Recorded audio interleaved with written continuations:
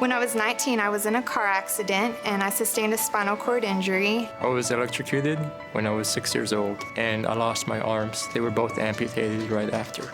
I was disabled as a result of a spinal cord injury that occurred when I was a freshman in college. The driver used some bad judgment and we had a head-on collision. I have Marfan syndrome, and so I'm blind in the left eye, and I have very minimal sight on my right eye, so I'm basically considered to be legally blind. I was involved in a motor vehicle accident that resulted in amputation above the elbow of my right arm. I was in a horrible car accident back in 1981, and I had to relearn my social skills. When I was 20 years old, they found out I had a vascular malformation. It's called an AVM. I'd been having seizures since I was 12. I ended up going into rehab because the surgery I had caused me to have complete paralysis on my left side. Before the Americans with Disabilities Act, before 1990, a person who had a disability, and particularly one with a mobility impairment, could not go to a restaurant, a theater, a business, because there were no ramps.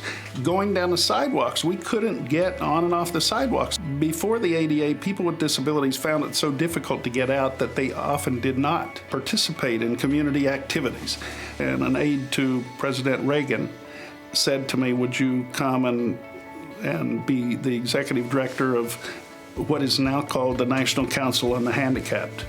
The first recommendation in our report to the President and to the Congress was that there be a law preventing discrimination against people with disabilities, something like the Civil Rights Act. President George H.W. Bush signed the Americans with Disabilities Act. It was a wonderful experience. The ADA had a profound impact on kind of the physical space. People began to get out. Well, TIRR Memorial Hermann is very excited to celebrate the anniversary of the Americans with Disabilities Act. Every day in the patients we take care of, we see the challenges and the struggles that our patients and families encounter as they try to learn to live with a disability. The ADA had already been put into place by the time that I was injured. I don't have to worry about, can I go to the grocery store and will I be able to park my car and get in and around the grocery store, and benefiting from all of these things that people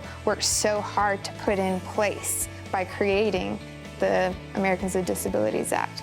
That attitudinal shift by the general public to say, you know, people with disabilities are just part of the community. I think that attitudinal shift was the most dramatic impact of the ADA. The real lesson at TIRR is probably for the patients who are here and see folks with disabilities who are helping them working. I went to law school, and then I graduated in 1999. They hired me to be a legal specialist. And what we do is we troubleshoot. People will give us a call, and then we try to apply the laws that we know.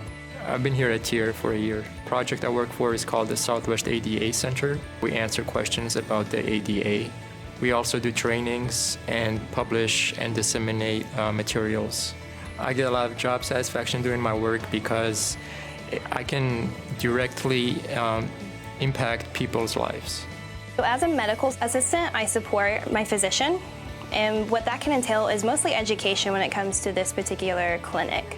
When a patient comes in and they're new to limb loss, sometimes it's very frightening not knowing where to go. So having someone here that can educate and to just be a good resource for them. I take the book cart around as a volunteer just about every day and see if the patients and family members and friends want a book or a magazine to look at. Once I finished my rehabilitation, I went back to college. When I finished graduate school, I decided working with people with disabilities was something I was interested in.